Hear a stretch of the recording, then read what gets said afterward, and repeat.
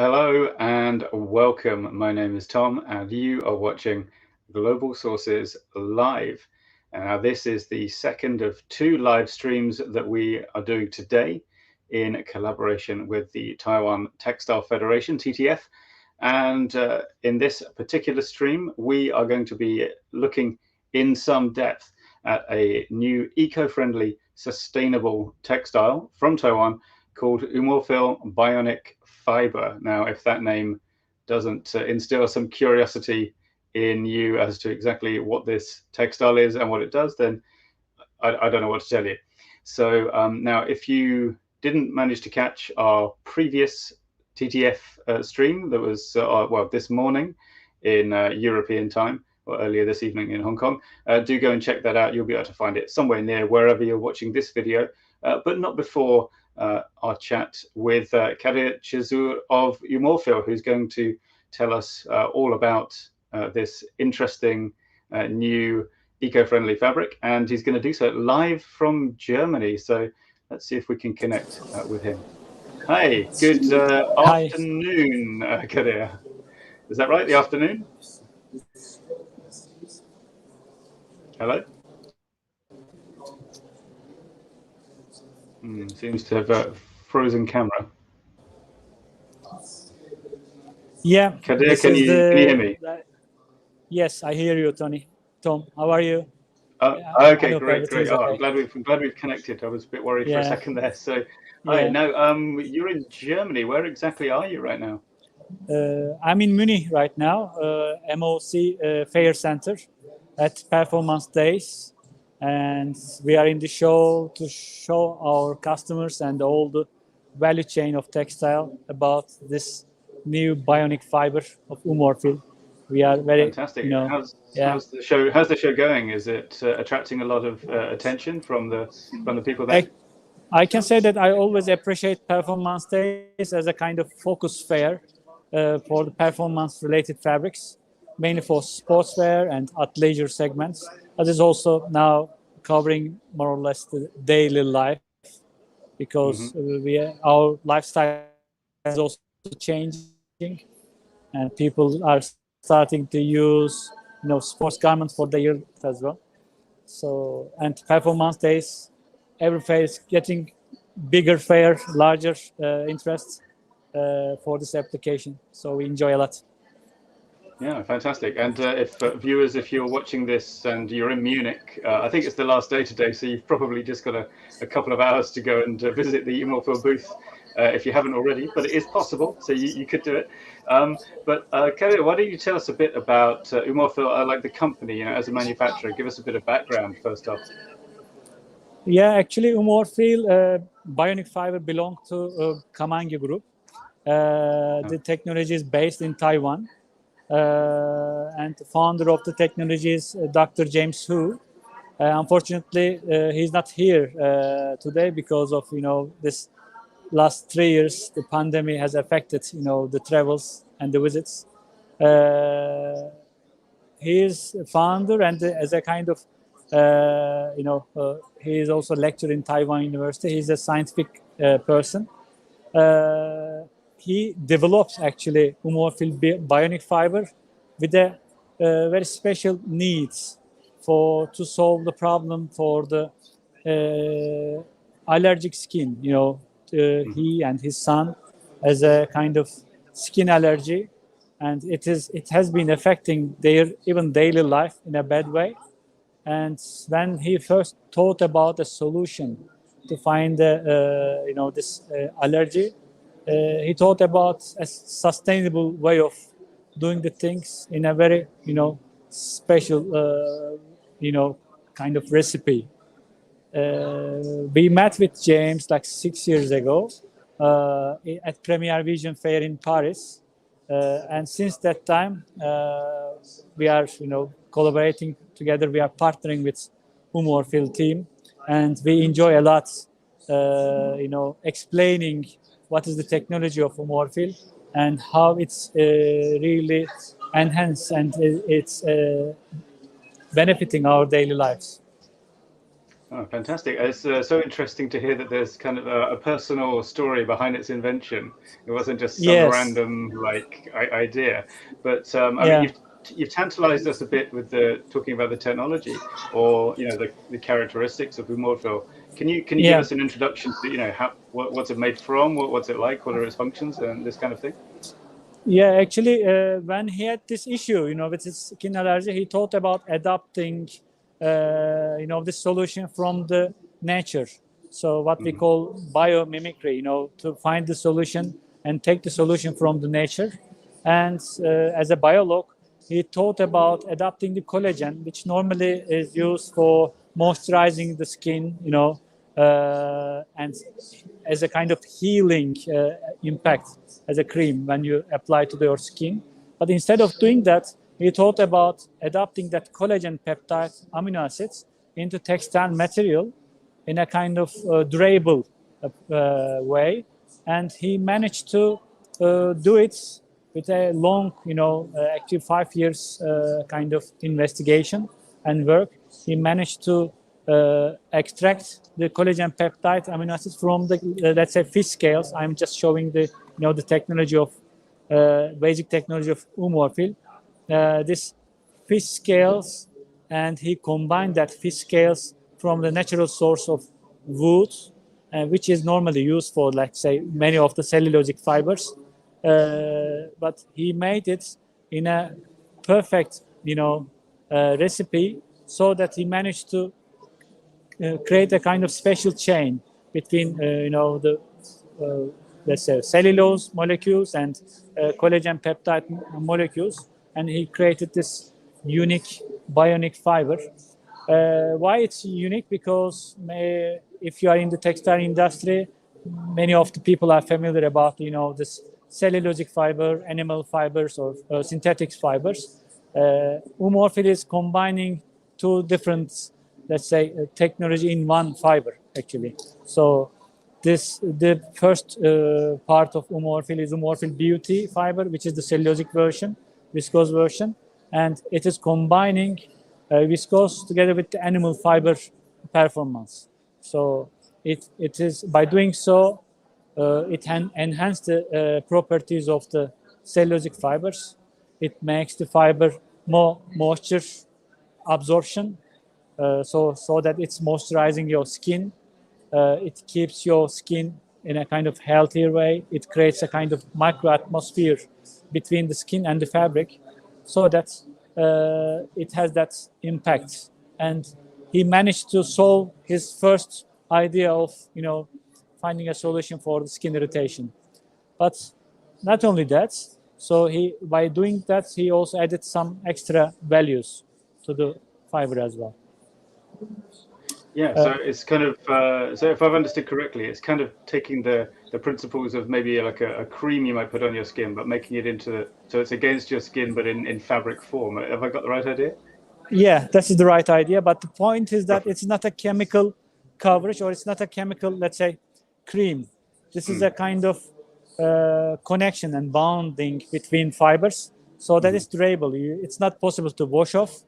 So it is constantly there, and it is not getting affected from any kind of chemical or physical kind of, changes or processes Right, you apply to right. the It's a fabric. permanent fixture kind of thing. Yeah, it's a Yeah. permanent fixture. This makes UMORFIL unique, because there are a lot of technologies existing, like master batch. We call it master batch. You just add to the chemical in a kind of not changing structure, or you add a coverage. But UMORFIL is not like that. It is just creating a new type of fiber. It's changing the type of fiber and make a kind of unique bionic structure. I see. And what do you see as the main applications for this? Is this for everyday wear, or is it something you would wear every day, or is it more for sports kind of thing? What Yeah, are the suitable uses for the end consumer?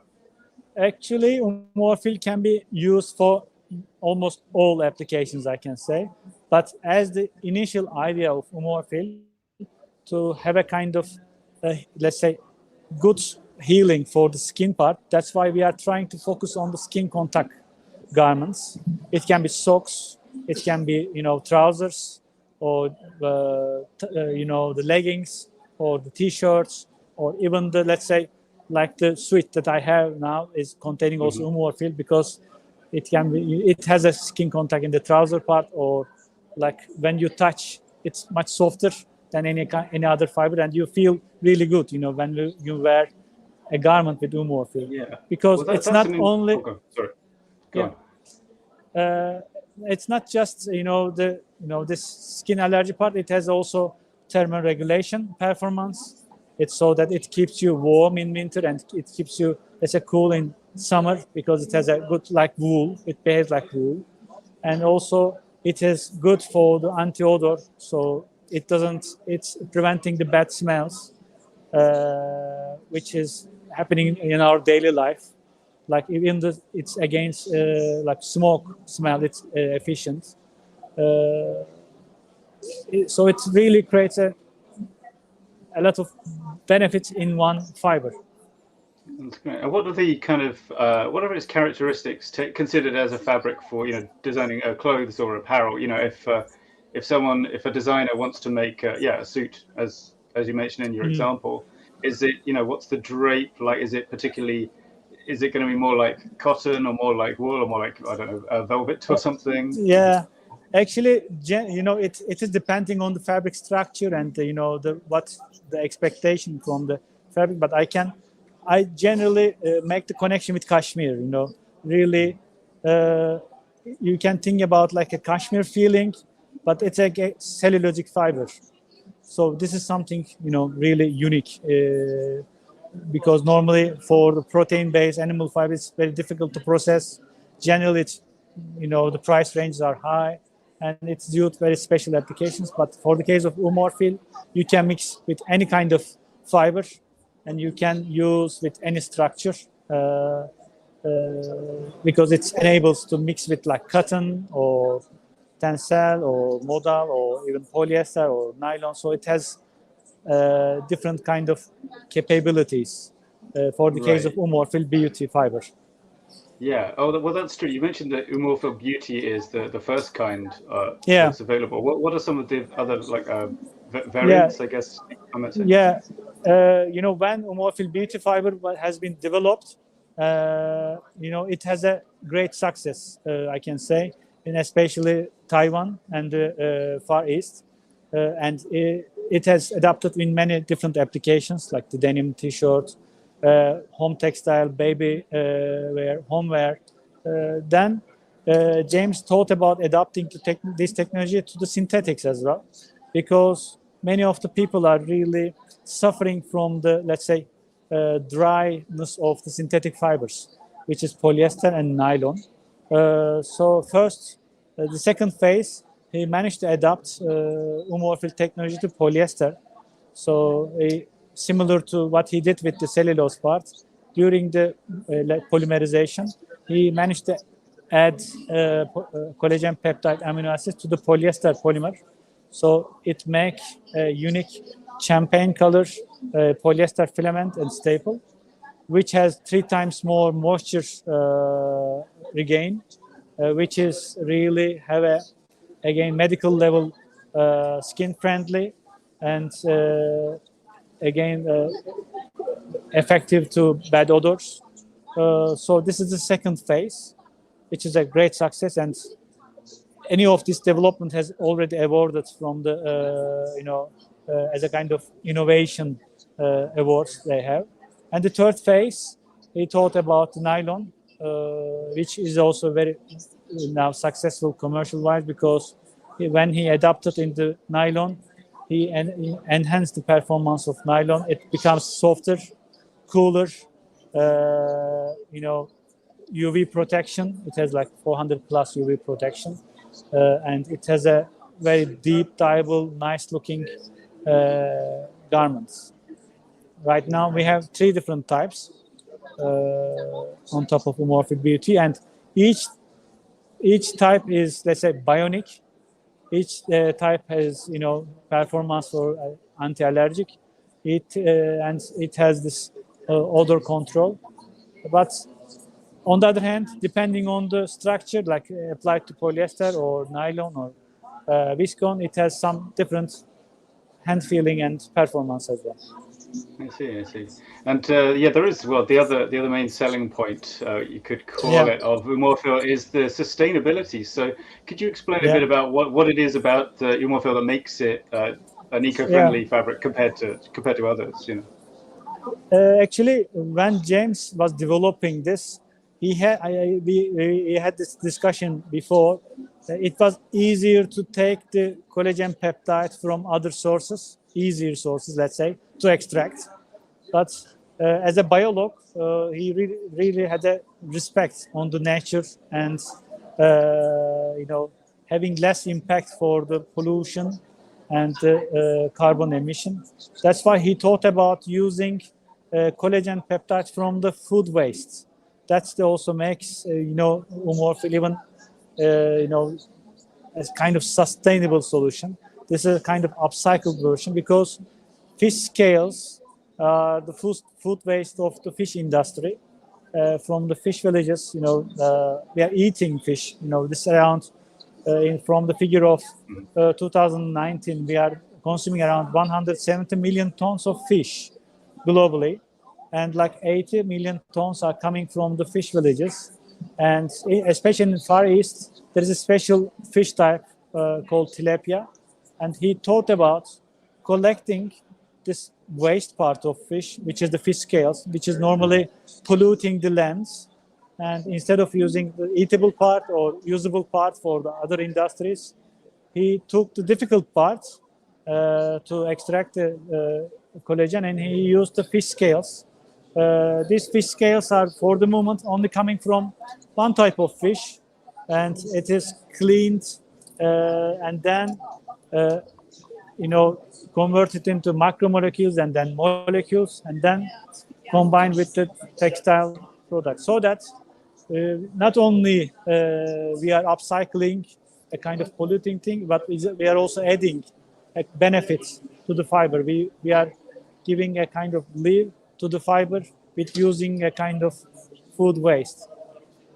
Yeah, kind of using those runoff materials from the what's the word, fisheries process. Although I guess if this is all coming from tilapia fish that are processed through these villages, does that mean there's a kind of a supply chain limitation? Like, what kind of capacity is there to manufacture UMORFIL already? Actually, when you think about, that was one of the very good question, and I was also questioning when we met with UMORFIL team at that time. And the point is that, as I mentioned, this 170 million ton, and around 3 to 5% of the fish is coming as a fish scales. So it makes a big proportion. And tilapia is the most common fish in Far East, and it's the most consumable fish item. That makes it, it's for the moment, I can say that we are not even using less than 1% of the potential. There is the potential is much more than that. And when we reach to a certain volume, we will be able to use other, fish scales as well. But for the moment, this, technology is only using tilapia fish scales, and I can say that there are a lot of not really a problem. food waste that we need to, consume. Still, we have. That's true. I guess if I think about it, maybe it's almost impossible to overestimate the amount of food waste currently in the system. So, maybe that's not such a smart question after all. One thing I do think might be a crucial question for buyers who are watching is that they may be thinking this is interesting and appealing and so on, but where does the price point of UMORFIL fabric come in compared to traditional fibers? I'm guessing it's going to be a little bit more expensive, at least. Yeah, I mean, we cannot say that this is the same price, but it also depends on the type of the UMORFIL that you are using, and the percentage they are using, and the mix and the fabric structure. As UMORFIL, we are not only making the fiber or just the yarn, but we are also helping our partners, mill partners, to promote their fabrics. That's why we are here in Munich, because we are not selling fabric actually, but we are having the meeting with the brands and garment makers to make those connections to enhance the having a better supply chain for the brands and the value chain for our fabric mills.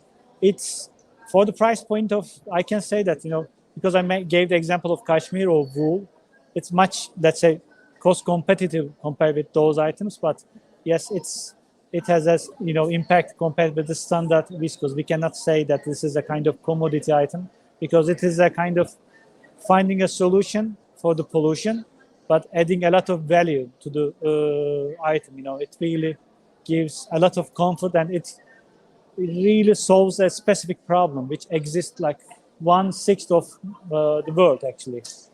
The potential customer for skin irritation is, I think that's like more than 1 billion people, because if we are aware or not, many of the people are actually suffering about the impacts of the textile garments that's having on their skin. Yeah, and I guess so that's the value that, well, the benefit of the joint or the marketing assistance. You're adding value. The trick is to educate the consumers about why they're paying extra to get that value, right? Yeah. And we had a lot of good success stories over there, and thanks to our partners. So when there is a kind of potential, it's very easy to tell this story to consumers. When the supply chain reach the consumer level, I can say that consumers perceive it well. Even we had some examples like they pay maybe double price than a regular garment, although the impact is much less for the costing of the garment, because it really helps also the brands or the garment makers to solve a specific problem. And if that's this benefit is well transferred to the consumer, it really creates an awareness and well understanding. Yeah, and this must be a very interesting time for brands to start to get in on UMORFIL before it's already a household name, but after it's already at the kind of the less risky, it's already at commercial rates of production and so on. Yeah. That's very promising. And, sorry, go on. Over there, I mean, as UMORFIL team, we say that we want to have a kind of organic growth as well. First, we wanted to make sure that we have a proper supply chain before approaching, and we created the availability of the material in different partner mills, so that we are ready now, more ready now, because we are selling the fiber, as I mentioned, as an ingredient product. It takes time to make the mills, to adapt the product, to make the collections, and to apply in different applications. Now we reached a certain level, and in Europe and Turkey and Middle East, now for 6 years we reached a certain level. I can say that. Yeah, that's that's good to hear and encouraging as well. I expect for buyers who are sort of watching that too. And actually, I think we've got a video we can play in now, which I think will give a sort of summary and introduction to UMORFIL Bionic Fiber. So I'm not sure if our producer Joe backstage.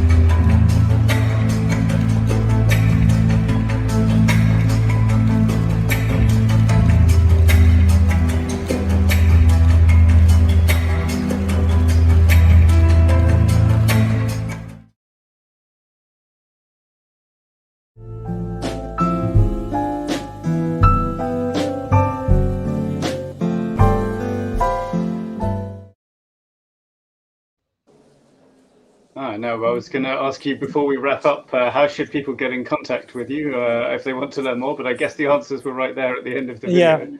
yeah. So, I mean, they can easily find with umorfil.com. So they can find also the, let's say, magazines, the journals, as well as some articles, scientific articles about the impact of umorfil, and also our partners for the branding, as well as fabric partners. So it's well informing website, I can say. Okay, that's good to know. Well, yeah, Kadir, thank you so much for talking to us today. Really appreciate you taking your time out of a busy day at the show in Munich. And to you, the viewers, yeah, if you are interested in what UMORFIL Bionic Fiber has to offer, do get in touch with Kadir or his colleagues, I assume, through the means provided. Thanks also to the Taiwan Textile Federation for setting all this up. Yeah. We wouldn't have been able to assemble it without them.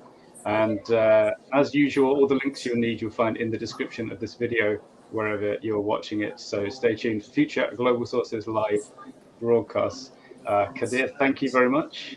Thank you very much, Tom. It was really nice conversation. Thank you. It's been a lovely chat. All right. So thank you very much. And thank you, viewers, for viewing. Until next time, goodbye. Thank you.